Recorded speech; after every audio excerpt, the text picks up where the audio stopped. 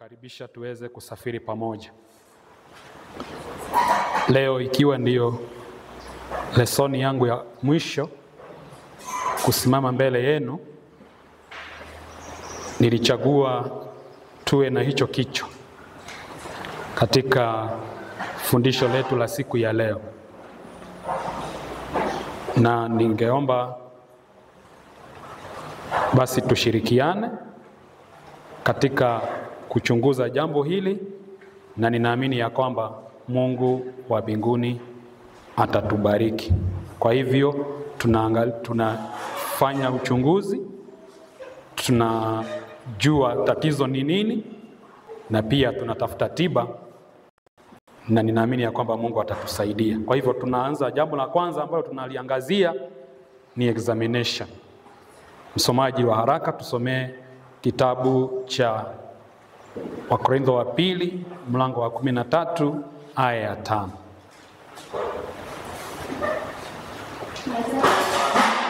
Nasema, jijaribuni wenyewe kama mlikuwa katika imani, jidhibitisheni wenyewe.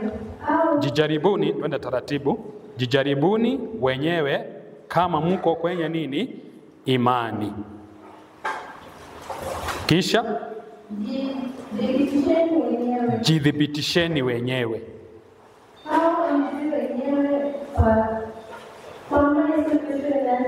Au hamjui wenyewe kwamba Kristo yuko ndani yenu, isipokuwa mmekataliwa. Kwa hivyo tumesafiri safari ya juma moja tukijichunguza, tukihimizana, tukirekebishana, tukitiana joto. Sasa lile ambalo wapendwa ningependa kuachia ni kwamba sasa tujichunguze kama tuko kwenye imani. Tumezungumza mengi, tukaangalia manyonge ambayo tuko nayo. Sasa ni wakati wa kujichunguza, kwa sababu hata watoto shuleni huwa wanafanya mtihani ambao huwa ni wa kudhibitisha kama kile ambacho mwalimu amekuwa akifundisha muhula mzima, kama watoto wale wamepata kukielewa. Kwa hivyo ndio tunakuja na hili wazo, tujichunguze, tujidhibitishe kama tuko kwenye imani, na kwamba tujiulize, je, tunajua kama Yesu yuko ndani ya mioyo yetu? Kwa sababu jambo hilo ni muhimu, ambalo limesisitizwa na kila mwalimu aliyesimama mbele yenu. Wagalatia 6 fungu la 3 inasemaje?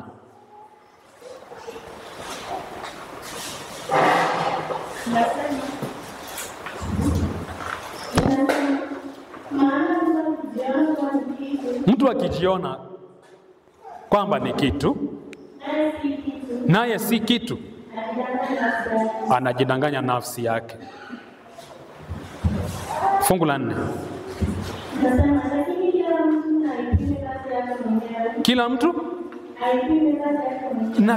Kila mtu aipime kazi yake yeye mwenyewe. Na nimezungumzia jambo hili nikasema ya kwamba tumekuja kwenye makambi, tuko wengi, lakini kuna kazi ya kufanywa na kila mtu peke yake. Na hii ndiyo kazi tunaambiwa ya kwamba kila mtu achunguze kazi zake yeye mwenyewe.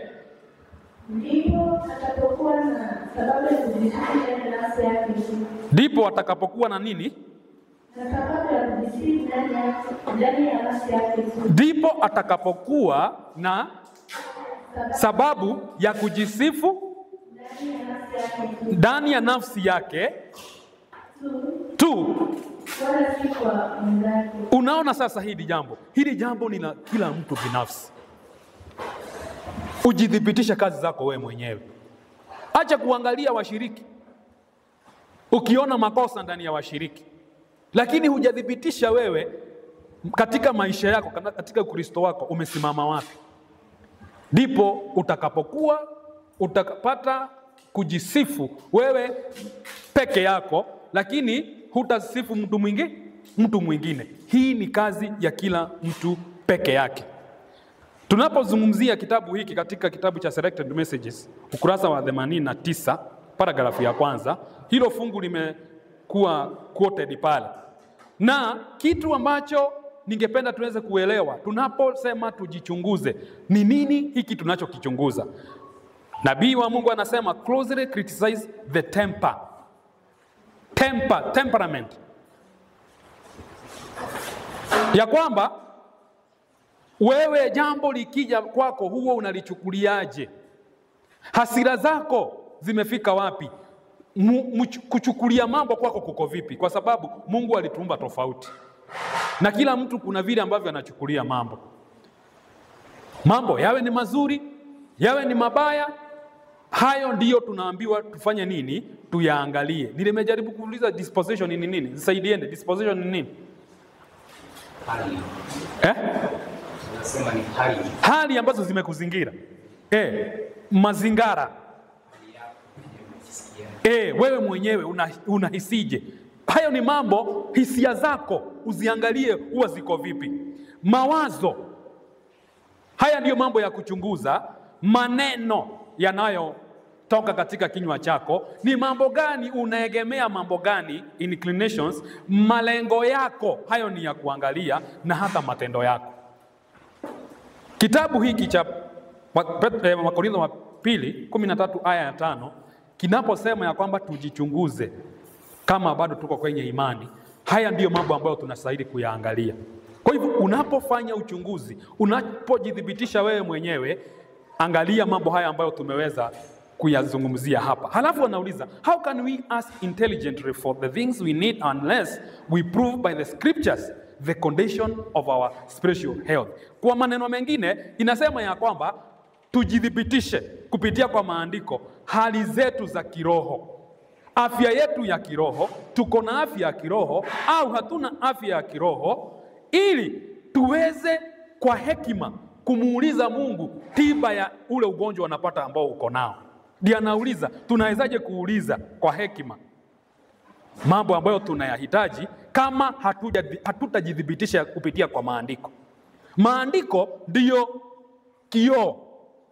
Ukishajidhibitisha ni kitu gani ambacho umepungukiwa nacho, ukishadhibitisha ni kitu gani ambapo uko nacho vizuri, uko katika nafasi nzuri ya kumuuliza Mungu msaada wa kile ambacho unahitaji.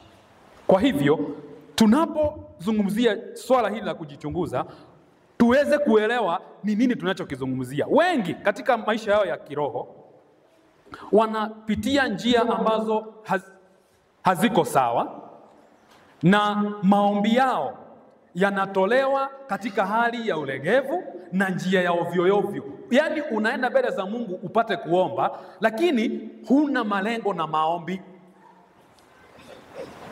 Maombi yetu yanastahili kuwa na malengo. Kama ni shukurani, uwe unajua unapoenda mbele za Mungu unamshukuru kwa sababu gani. Kama ni udhaifu, ukienda mbele za Mungu uwe ukijua ni udhaifu gani ambao unaenda kupresent mbele za Mungu. Tusiwe maisha yetu ya Kristo ni ya kuomba bila mpango. Kama ile inaitwa bubbling, yani haujielewi.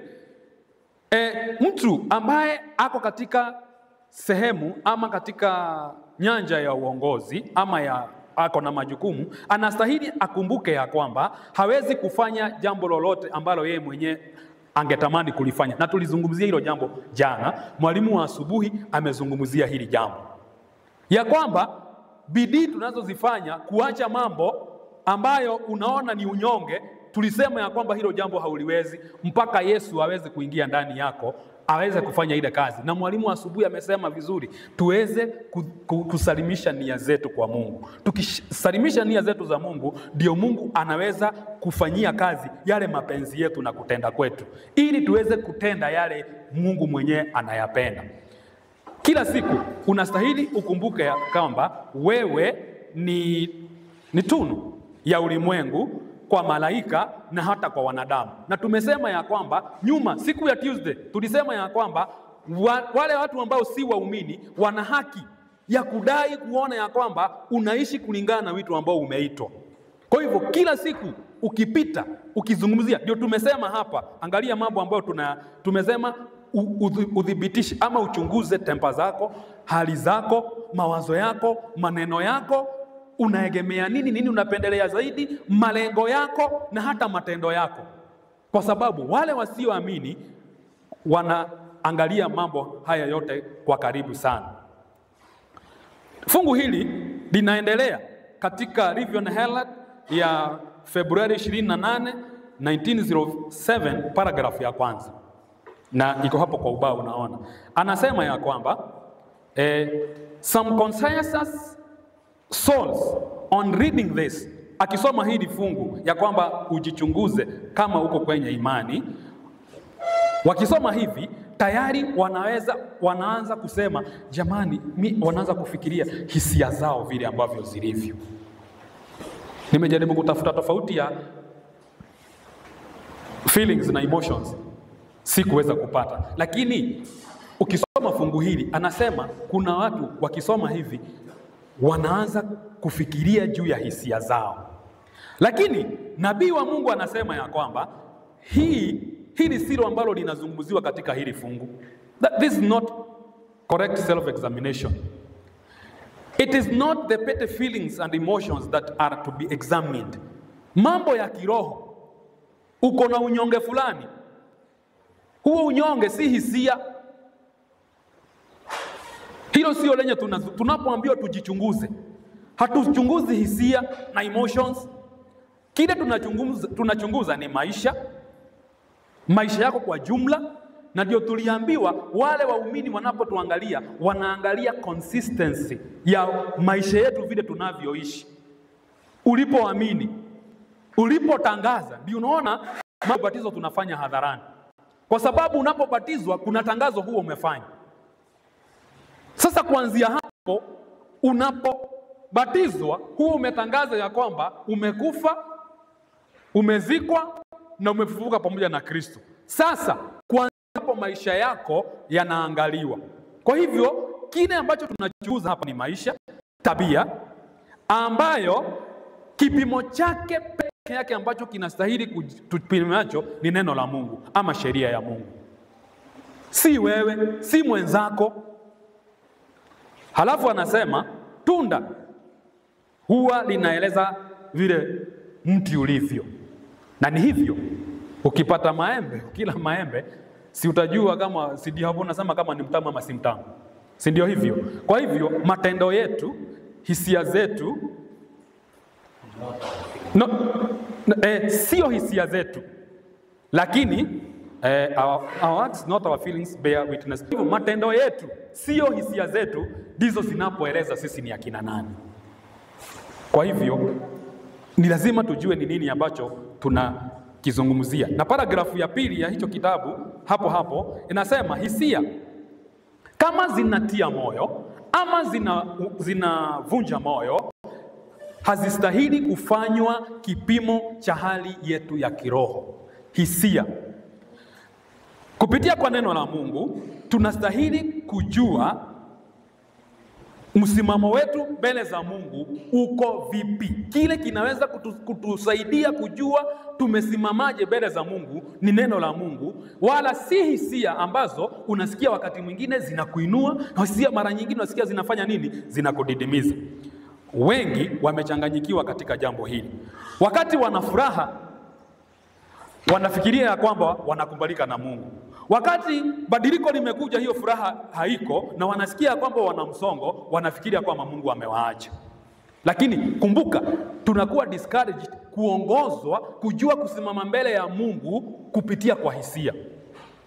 Lakini ni kupitia kwa matendo, ni kupitia kwa tabia, na kipimo ni neno la Mungu.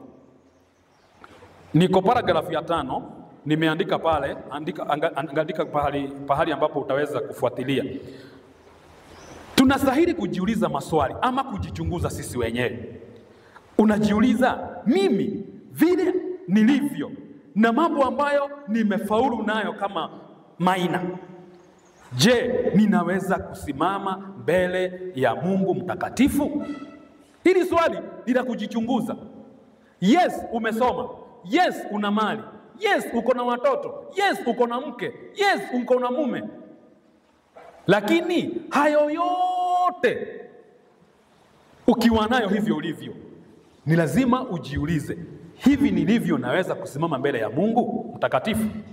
Kwa sababu anasema katika siku kuu ya hukumu, kama tutakuwa tumepungukiwa, hatutakuwa na sababu, kwa sababu tuko na uwezo wa kujua mapenzi ya Mungu kupitia kwa neno lake.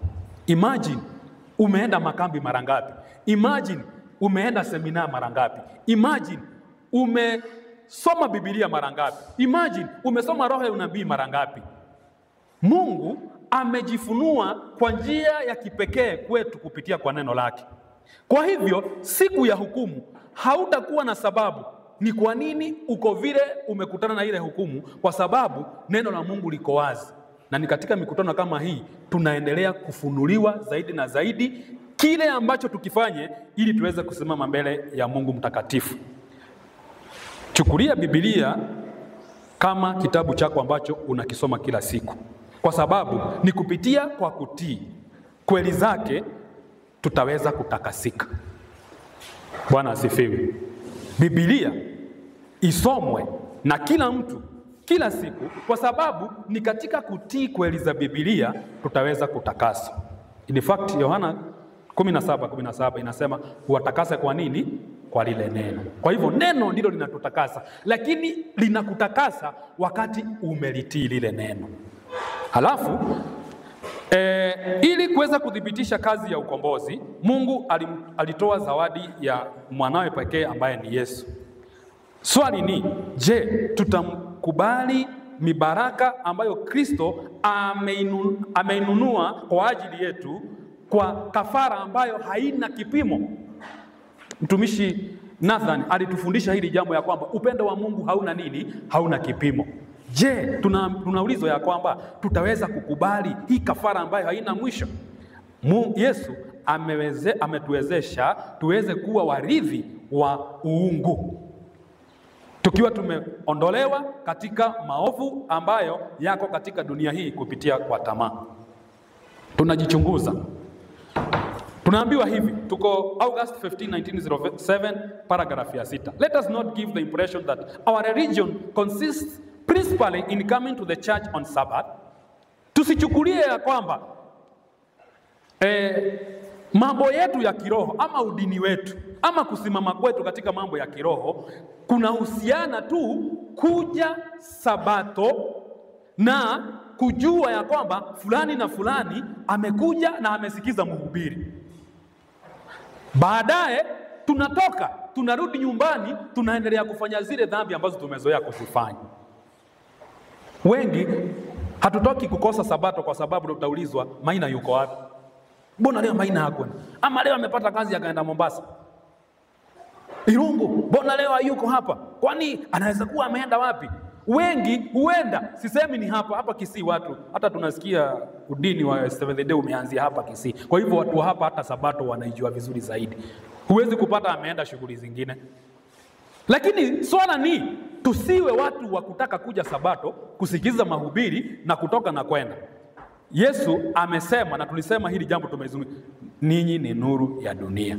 Nuru yenu na iangaze mbele za watu, waweze kuona matendo yenu mema, wamtukuze Baba yenu aliye mbinguni. Kwa hivyo Kristo ametupatia vile ama ametuwekea vile ambavyo tunastahili kufanya kazi. Lakini nimeweka hapo rangi nyingine. Kama hatutafanya bidii kupitia kwa kumruhusu Mungu awe msaada wetu, basi tutakosa kuifanya hii kazi, tutakosa kuwa kile Mungu anataka tuwe. We shall miss the mark. Kile kimo ambayo Mungu anataka tufike, hatutafika. Kwa sababu gani? Hatukujisalimisha kwa Mungu awe msaada wetu katika kutekeleza mambo haya katika maisha yetu. Ni lazima tuweze kutakaswa na Mungu, mwili, roho na nini? Na mawazo. Bwana asifiwe. Tunajichunguza. Na kufikia hapo, mwalimu mtumishi alisema leo tufanye mambo kwa mafupi. Kwa hivyo tunafanya mafupi. Kwa hivyo tumefanyiwa examination, tuko kwa daktari tumefanyiwa examination. Sasa daktari waacha andike amepata shida ni nini, na atuambie tutaenda kununua dawa gani. Ndio diagnosis hiyo. God says he ni review and held December 15, 1904, paragraph ya 7. Review and Herald, December 15, wale wanaandika 1904, paragraph ya 7. Haionekani hapo kwa sababu nimeiandika inaendelea huko chini. God says to his people today, leo Mungu anasema nasi. December 15th, 1904, paragraph ya 7. Mungu anasema na watu wake leo. Na ndio nimesisitiza sana niliposimama hapa.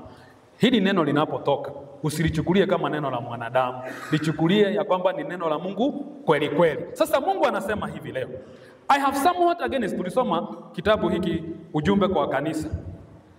Mungu anasema ya kwamba ana jambo juu yetu kwa sababu tumeiacha ule upendo wa kwanza.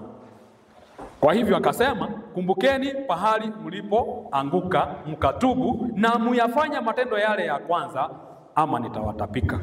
Naja kwenu upesi. Will they heed the reproof? Watu wa Mungu ambao mnanisikia, je, fungu hili ama hili Mungu analisema siku ya leo, je, tutalisikia? Will they dare to trifle with the direct and decided a statement? Juzi mtumishi Makao akatusomea Testimony volume 2 page 2, I think 212. Akasema ya kwamba tunamchukulia Mungu kama mtoto. Ndio tunaulizwa, Mungu anaposema ya kwamba ana jambo juu yetu, ya kwamba anaona ya kwamba kuna upungufu, ya kwamba tumeacha ile njia ya sawa. Je, watu wa Mungu, nabii anauliza, hili ni jambo ambalo liko wazi. Hili ni swali ambalo liko wazi, ambalo Mungu anatuuliza siku ya leo. And keep their commended excellencies blasted as with a mildew because they allow Satan to steal in among them. Ya kwamba kuna mambo ambayo sisi tuko nayo lakini tunafunika kwa sababu shetani tayari ameyadhibitisha katika maisha yetu. Mungu anaposema ya kwamba ana jambo juu yetu, hata hilo Mungu anauliza, tutalisikia ama tumeingia deep? Tumefundishwa asubuhi ya kwamba tuna mazoea. Ukizoea hivi unaona hauwezi kutoka kwa hayo mazoea. Swali. Anasema ya kwamba umeacha upendo ule wa kwanza. And therefore there is no steadfastness of purpose. Malengo yetu kama Wakristo hayana mwelekeo, hakuna malengo ambayo tuko nayo. Kwa sababu gani? Tumeacha ule upendo wa kwanza. Pahali tulipoamua sasa tumeenda. Yesu, nimejisalimisha kwako. Ukafika katikati, tumefundishwa asubuhi wale ambao walikuwa, unajipata ya kwamba umerudi nyuma. Unarudi nyuma, unaanza kushindwa. Utaendaje? Ni kwa sababu gani? You lost the purpose. Without this love, all knowledge. Jeremiah anasema kama unataka kujisifu kwa sababu ya mambo haya. Una upendo, una nini? Sikia, without this love, ambayo tunaambiwa tumeipoteza, all knowledge, all capabilities, all outward zeal and service are worthless. Bila huu upendo, sikia, tuko kwa diagnosis. Tumepungukiwa na upendo kwa sababu kuna ujuzi ambao tumejiwekelea sisi wenyewe. Tunaona ya kwamba tunaweza, tuna bidii za kumweka Mungu kando, tunaifanya sisi wenyewe. Haya mambo yote tukiyafanya hivyo, yubatili. You do not receive from Christ's grace to impart to others. Kumbuka, sisi ni nuru ya dunia na kazi yetu ni kuangaza. Kwa hivyo tunaambiwa kwamba tukiwa tumetegemea uwezo wetu, tukiwa tumetegemea bidii zetu, tukiwa tunaona ya kwamba tuna hekima ambayo inatokana na sisi wenyewe, basi kile ambacho tunastahili kukipokea kwa Yesu hatuwezi kukipokea, na kile ambacho hujapokea huwezi kupokeza mtu. Ndio tukaulizwa jana na mwalimu wa afya, kwa sababu tukasomewa kitabu cha Wahibrania, vile ambavyo ujumbe ulivyokuja, ukatoka kwa Mungu, ukaenda kwa Yesu, ukaenda kwa nabii, mpaka ukaandika ukatufikia. Akatuuliza, sasa kwa sababu sisi umetufikia, tufanye nini? Akatuambia kwamba kazi yetu ni kufanya nini, na sisi ni kuangaza. Hili ni jambo ambalo tunaipokea kutoka kwa Yesu. And while you do not reveal the love that Christ has commanded you to reveal, wakati ya kwamba hufunui, huangazi upendo ambao Kristo amekuamuru uweze kufunua, your light is not shining forth to the world. Kwa hivyo huko tu na nigiza umebaki giza. Na ukiwagiza basi, mtu ambaye alijua ukweli akirudi nyuma anakuagiza sana, ama giza neno.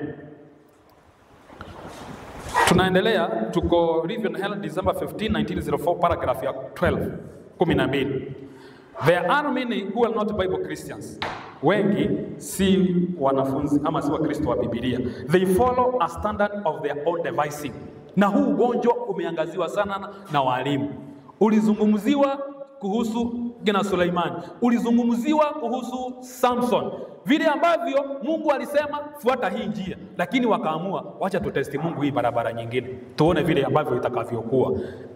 They follow a standard of their own devising. Hata Mungu ajifunue vipi katika neno lake, bado tuna mashaka, bado tuna maneno ambayo tunaongea. Na mwalimu asubuhi ameangazia, wakati Mungu ameongea, unataka kuuliza lile neno maswali. Na kweli Mungu anaweza kuwa alisema hata mjakazi wako, mimi naona tunaweza enda kanisani, lakini huyu mfanyikazi abaki hapa akifanya kazi. Wacha mimi nienda kanisani, lakini nipeana hii gari. Si gari kwanza inaamini. Si mimi ndio ninaamini. Wacha hii gari iende kazi, mimi nienda nikafanya nini? Nikapumzike. Yaani Mungu amesema na amesema directly. Lakini wewe unatafuta kabinu kengine ambapo kana kuridhisha wewe mwenyewe. Lakini ukumbuke asubuhi tumeambiwa, Mungu akisema, amesema, na Mungu si kigeugeu. If they would see their defective, distorted characters as they are accurately reflected in the mirror of God's word, kwa sababu kioo ni neno la Mungu. Kama sasa ungejitoa huko ambapo unatafuta vile ambavyo utajiridhisha wewe mwenyewe, ujipime kupitia kwa neno la Mungu, they would be so alarmed that they would fall upon their faces before God in contrition of soul and tear away the rags of their self-righteousness. Hii ni haki ya kujitengenezea, haki yao mwenyewe. Lakini ukijipima, ukiwa katika hii hali, ujipime na neno la Mungu, hata huwezi kuinua kichwa chako. Unakumbuka wale watu wawili walienda hekaluni? Unawakumbuka? Unakumbuka wale jamaa wawili? Mimi Mungu unajua, hata hufunga mara ngapi? Mara ngapi kwa siku? Mara 2. Hata mimi hutoa zaka, na hata hivyo unajua hata mimi sifanani na huyu jamaa. Si ndio hivyo?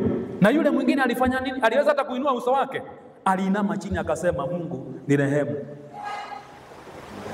Kama tungetumia neno la Mungu kupima vile ambavyo tuna haki zetu wenyewe, vile ambavyo tunachagua kufanya mambo sisi wenyewe, hiki ndio kiwango ambapo tungepima. Kwa hivyo tatizo letu, diagnosis, tuko kwa diagnosis, tatizo letu ni kuwa na haki yetu sisi wenyewe, ni kujipangia mambo yetu wenyewe. Unasoma neno la Mungu lakini hulishiki vile ambavyo lilivyo, unajitafutia njia nyingine yako mwenyewe. Paragraph 15, November 24, 1904. Sikizeni washiriki wa kanisa. Washiriki wa kanisa hamjambo. Hamjambo washiriki. Let church members bear in mind that the fact that their names are registered on the church books will not save them. Jina lako kuandikwa katika kitabu cha kanisa haliwezi kukuokoa. They must show themselves approved of God, workmen that need to be ashamed. Turudi pale mafungu tulisoma ya kwanza, ni lazima ujichunguze wewe mwenyewe. Ujue ya kwamba kuna kazi ambayo unastahili kuifanyia imani yako. Day by day they are to build their characters in accordance with Christ's directions. Kila siku washiriki ni lazima tujenge tabia zetu tukitumia maelekezo ambayo yametoka katika neno la Mungu. That is our direction. Hakuna kitu kingine tunastahili tujipime nacho. Lakini wengi wanapigania kuandikwa katika kitabu cha kanisa. Wakati tulikuwa kule system, ilikuwa ni siku ya wewe kufutwa ushirika, ni siku ya kifo. Unaweza kupiga watu, unaweza kuua mtu kwa sababu jina lako linatolewa kwa wapi? Katika kitabu cha nini? Cha kanisa.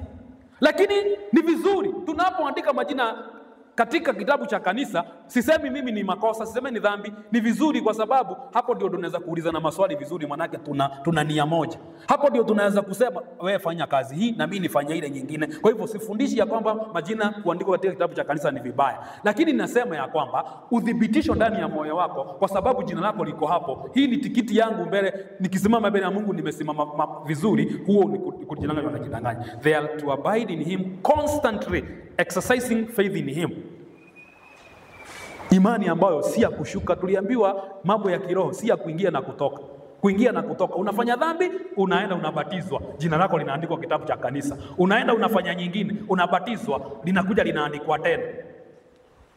We have to have a constant faith. Thus, they will grow up to the full stature of men and women in Christ. Wacha nikimbie hapa mbele. Among those, paragraph 17. Among those to whom fearful disappointment will come at the day of final reckoning will be those who have been outwardly religious. Watu ambao wanataka kuonekana huku nje, moyoni haujabadilika.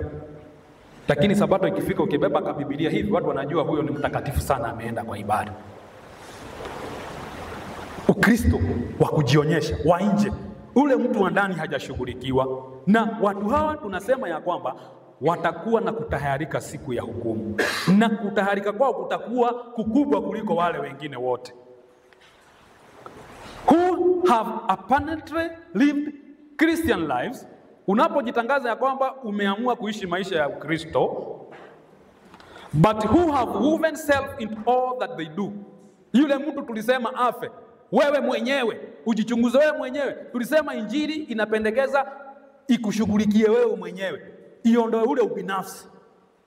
Uwe Mkristo, uishi maisha ya Ukristo, uache kuishi maisha yako ukiwa umejificha ndani ya Ukristo. They think that this will win for them the commendation. No, nimeruka wapi? They have prided themselves on their morality, their influence, their ability to stand in a higher position than others, their knowledge of the truth. Hapa niliweka, sijui mnaiona hiyo vizuri. Hiyo yellow niliweka, lakini naona kama hamuioni vizuri. Kama kuna kitu wa Adventista wanajivunia ni kujua maandiko. Kweli si kweli? Kweli si kweli? Hebu ni wale ambao wako na hicho kiburi cha kujua maandiko. Sasa nimetumia neno kiburi, watu wameanza kuona kama naongea vibaya. Si ni majivuno hayo, unajivuna unajua maandiko. Wangapi wanaona wanajua maandiko? Kwa hivyo hii habari iko kule nje. Iko kule nje ni kuwekelewa, tunawekelewa, kumbe hatujui. Watu wa Biblia hamjambo. Wasomi wa Biblia hamjambo. Yaani leo mmemkana Yesu mchana namna hii. Unajua nataka niwaambie ni kwa nini mnadanganya. Niwaambie ni kwa nini mnadanganya mchana. Si tumesoma hapa tukasema ya kwamba sisi tumepewa ujumbe wa mwisho wa kuonya dunia. Kweli si kweli? Kweli si kweli? Mtu wako na ujumbe wa mwisho wa kuonya dunia, hajui maandiko? Hajui? Sasa mbona wengine hamkuinua mikono basi? Semeni hayo majivuno tuko nayo, tunayajua nini? Maandiko. They have prided themselves on their morality, tabia yao, mvuto wao, uwezo wao wa kusimama sehemu wanazotambulikana wakiwa miongoni mwa wengine, na ujuzi wao wa ukweli. Na ndio hawa wamekaa hapa. I dare tell you ya kwamba kujua maandiko ni vizuri na inastahili kuwa hivyo, lakini huo ukweli hauna maana unaujua lakini hauishi huo ukweli. Na tulizungumzia juu ya injili ya kwamba vikwazo vingi viko wapi? Viko wapi? Kwa sababu ukweli tunaujua lakini hatuuishi. Lakini tunafikiria kwa sababu tunaujua, na ukifika pahali watu haujawahi enda kwa mkutano pahali watu wamekusanyika wakaambiwa we omba alafu tupe kaneno. Haujawahi enda hivyo. Msabato wakienda pahali popote huwa ni mtu wa kwanza kutambulika pale ya kwamba anaweza kupeana neno. Kweli si kweli? Kama hapa Kisii havifanyiki, poleni. Poleni kuwawekelea maneno ambayo hayajafanyika hapa kwenu. Mimi nimetoka kwa diagnosis. Tumejua shida yako kwenye huko. Niko kwa kiwa kwa sababu naelekea kumaliza the cure. Niko Review and Hell February 28, 1907, paragraph ya 5. Behold, tunatafuta dawa. Mtazame nani? Tazame Yesu. Dwell upon his love and mercy. Tuliambiwa tudumu. Sisi si wa kuingia na kutoka. Si matatu. Ni kuingia na kufanya nini? Na kudumu. This will fill the soul with abhorrence for all that is sinful. Ukibaki pale ndani ya Yesu, Yesu atakupa kitu ambacho kitaweza kufanya wewe una chuki kwa dhambi. Ukiona dhambi unaweza kutambua hii ni dhambi. And will inspire it with an intense desire for the righteousness of Christ. Ukidumu pale na uweze kuwa umepewa kitu cha kuchukia ile dhambi, hilo jambo litaweza kuleta uisho na tamaa uweze kuwa na haki ya Kristo. The more clearly we see the Savior, the more clearly shall we learn our defects of character. Vile tunaweza kumuangalia Yesu vizuri, hivyo ndivyo mwangaza unazidi mkubwa wa kuweza kutambua unyonge wako. Confess your sins to Christ, and with true contrition of soul cooperate with him by putting the sins away.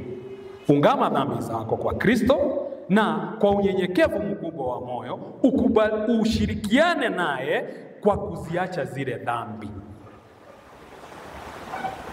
Believe that they are pardoned.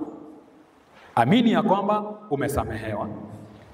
Kwa sababu ahadi inasema ya kwamba tukiziungama dhambi zetu, yeye ni mwaminifu na wa kweli, atatusamehe dhambi zetu na kutusafisha na udhalimu wote. Hiyo ndiyo ahadi.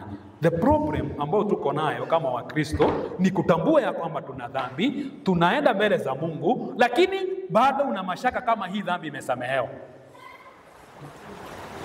Na kwa sababu una mashaka, basi ile dhambi inaendelea kukusumbua. By the way, nilisoma pahali pengine pakasema ya kwamba wakati umeomba msamaha mbele za Mungu, wacha kujikumbusha makosa ulifanya 10 years ago. Kama 10 years ago ulifanya makosa na ukaomba Mungu nisamehe, hesabu ya kwamba ulifanya nini? Ulisamehewa. Kile ambacho kinatuvunja moyo kurudia dhambi ni kwa sababu ya kuhesabu manyonge. Wale ambao wameoa na kuolewa wanaweza kubaliana na mimi ya kwamba ukiwa mume na mke ndani ya nyumba, kila siku ni kukumbushana, unajua vile ulinikosea. Unajua last week ulifanya hii kitu nikanyamaza. Ukafanya mara ya pili nikanyamaza. Sasa umenizidi. Ukiweka rekodi ya mabaya, msamaha hauwezi kupatikana. Lakini kama ulikosewa, kama ulikosa ukasamehe ama ukasamehewa, tunaambiwa ya kwamba ungama makosa yako kwa Mungu na Mungu atafanya nini? Atakusamehe, kwa sababu amesema yeye ni mwaminifu na atasamehe. Be assured that the word of God will not fail. Ujue ya kwamba neno la Mungu halitafanya nini? Halitapita. Na tulisema hivyo linadumu milele na milele. He who has promised is faithful. Nazidi kusema ya kwamba Mungu ni mwaminifu. It is as much your duty to believe that God will fulfill his word and forgive you as it is it is to confess your sins. Amini ya kwamba ni jukumu lako kwa kukua neno la Mungu. Mungu atatimiza neno lake kukusamehe, kama vile amesema ya kwamba ukiungama atakusamehe. Everyone whose name is on the church books. Hii ni June 23, 1903, paragraph ya 5. Imeandikwa hapo. Everyone whose name is on the church books should clearly understand what union with the church means. Bwana asifiwe. Bwana asifiwe.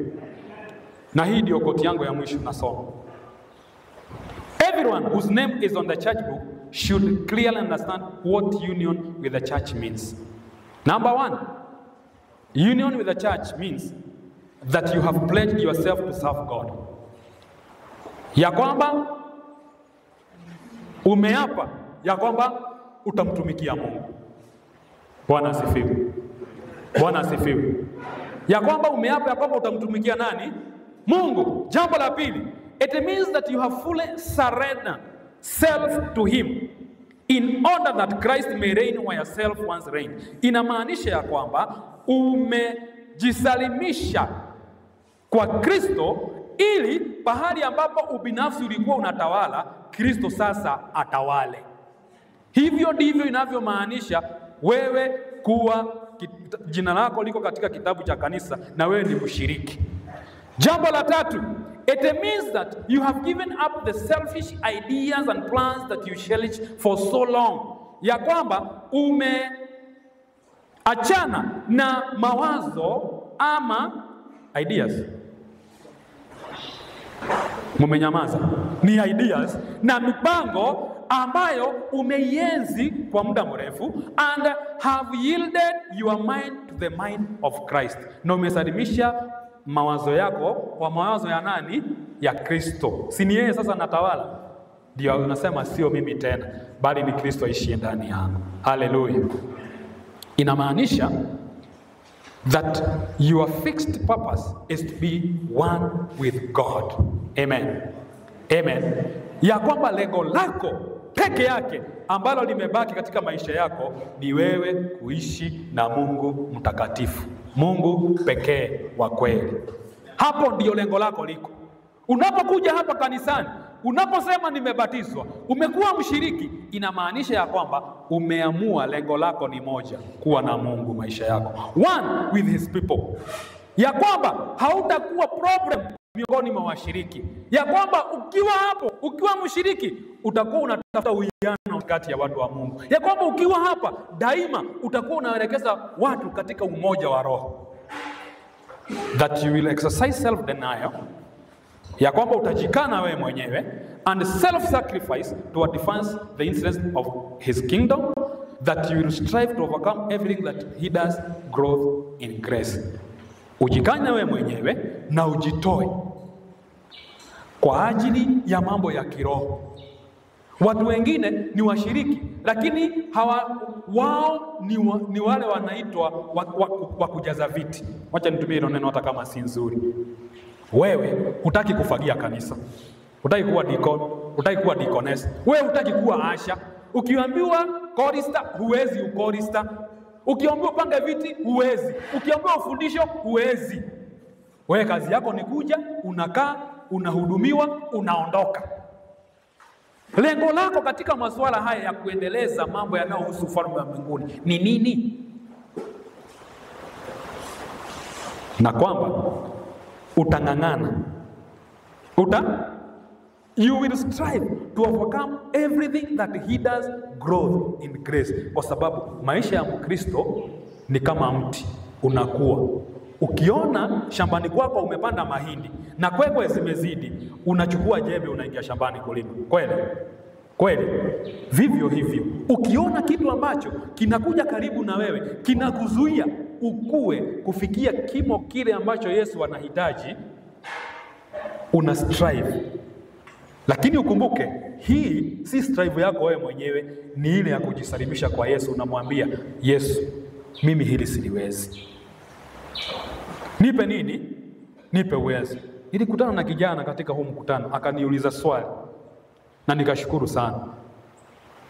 Akaniambia kuna kitu huwa anakula na amekubali, amekuwa convicted ya kwamba hastahili kula kile kitu. Akaniuliza black and white, nifanye nini niache kula hiki kitu?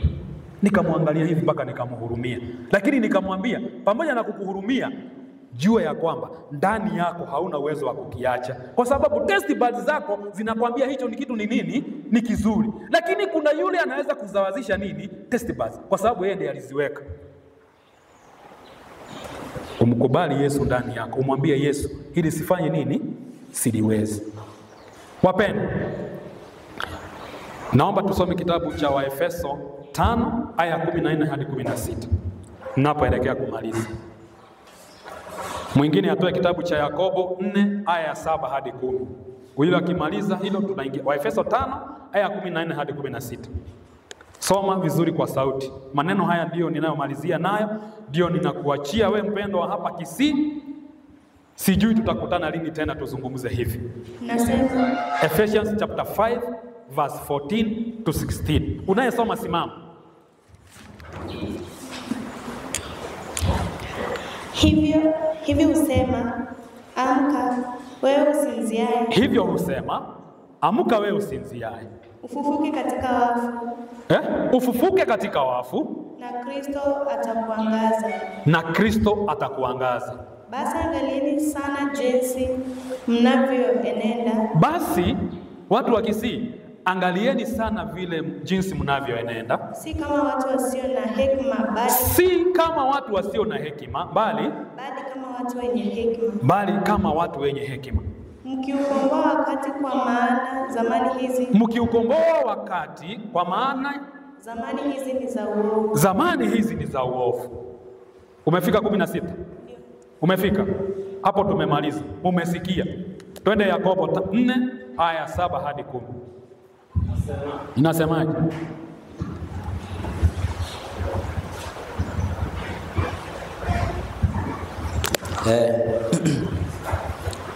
Ya 7 na 10 nasema, Yeah. basi mtini Mungu, Basi watu wa Kisii, mtini Mungu, mpingeni shetani, mpingeni shetani, naye atawakimbia. naye atawakimbia. Mkaribieni Mungu, Mkaribieni Mungu, naye atawakaribia ninyi. naye atawakaribia ninyi. Takaseni mikono yenu ili Mitakaseni mikono yenu, enyi wenye dhambi, wenye dhambi, na kusafisha mioyo yenu, na kusafisha mikono yenu, enyi wenye nia mbili. enyi wenye nia mbili. Huzunikeni na kuomboleza, huzunikeni na kuomboleza, Huzunikeni na kuomboleza, kulia. na kulia. Kucheka kwenu na kugeuzwe kuwa kuomboleza, Kucheka kwenu na kugeuzwe kuwe kuomboleza. na furaha yenu kuwa hamu, Eh? furaha yenu kuwa hamu, Furaha yenu kuwa hamu, kuwa hamu. hamu. Ehe. Zidilini mbele za Bwana, naye atawakuza. Jidhirini mbele za Bwana, naye atawakuza. Bwana asifiwe. Amen. Bwana asifiwe kanisa. Nataka nimshukuru Mungu sana kwa sababu ya kunipa nafasi ya kusimama mbele yenu, mimi mnyonge na mdhaifu. Nilisema tangu mwanzo, sijui kati ya watu wengi ambao wangeitwa hapa ni kwa nini mimi nikaitwa, lakini ninaamini ya kwamba Mungu alikuwa na kusudi nije hapa mbele zenu. Leo hii nawaambia ya kwamba muda ni mchache, na kama kweli tumeona muda ni mchache, yale yote ambayo tumepata kuyasoma tuyazingatieni katika mioyo yetu, nasi tumesoma tukasema ya kwamba tutapata raha nafsini mwetu, la sivyo tutaendelea na kuumia, tutaendelea na kuchanganyikiwa. Shetani anaendelea kuingiza dhambi ndani yetu, sisi tunaendelea na kuona haya na kuwa vuguvugu. Basi Mungu wa amani awabariki hadi tutaweza kuonana tena. Asante. Tunyenyekee tupate ombi.